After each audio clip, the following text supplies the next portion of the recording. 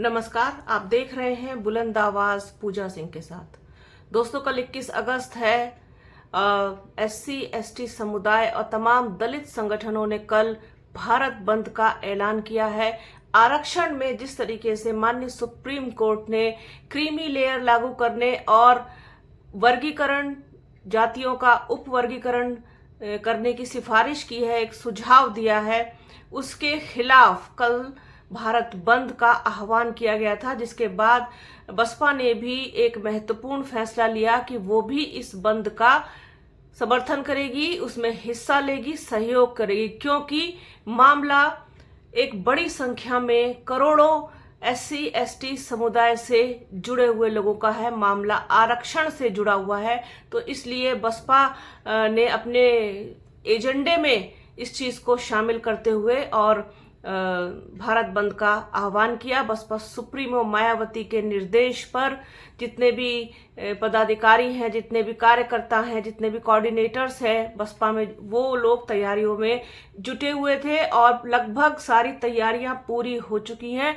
साथ ही साथ बसपा की तरफ से बसपा सुप्रीमो मायावती, राष्ट्रीय कोऑर्डिनेटर आकाश आनंद और उत्तर प्रदेश के बसपा प्रदेश अध्यक्ष विश्वनाथ पाल की तरफ से ये एक अपील की गई थी कि किसी भी तरीके का कोई भी हंगामा, कोई भी शोर शराबा या फिर किसी भी तरीके की तोड़फोड़, उपद्रव सरकारी व गैर सरकारी संपत्ति को बिना नुकसान पहुंचाए और बहुत ही शांतिपूर्ण तरीके से, बहुत ही गरिमापूर्ण तरीके से हम इस बंद में हिस्सा लेंगे और अपनी बात राष्ट्रपति तक पहुंचाएंगे, ज्ञापन सौंपेंगे, अपने अपने जिलों में, अपने अपने जो भी है वहां पर एसडीएम या डीएम के माध्यम से अपनी बात ऊपर तक पहुंचाने का काम करेंगे, लेकिन शांति व्यवस्था बनाए रखेंगे।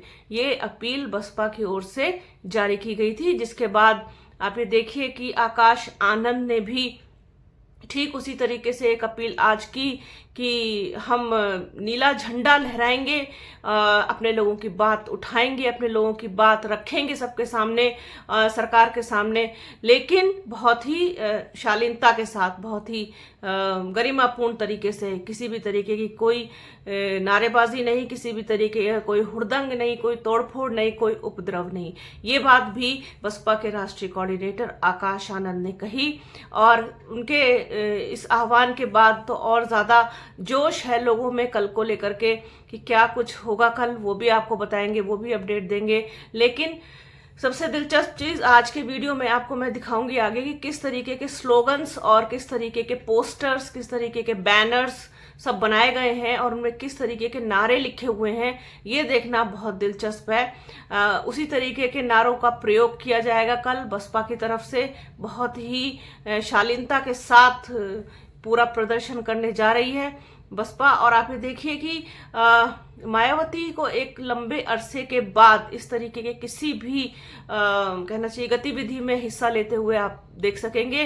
मायावती क्या मतलब बसपा को देख सकेंगे, क्योंकि किसी भी तरीके की गतिविधि से बसपा अमूमन दूर ही रहती है। एक दया शंकर सिंह वाला मामले को छोड़ करके मुझे याद नहीं पड़ता कि बसपा किसी भी इस तरीके की गतिविधि में कभी भी शामिल हुई हो। बसपा इन सब चीजों से, बंद हो, प्रदर्शन हो, इन सब चीजों से बहुत दूर रहने में ही विश्वास करती है।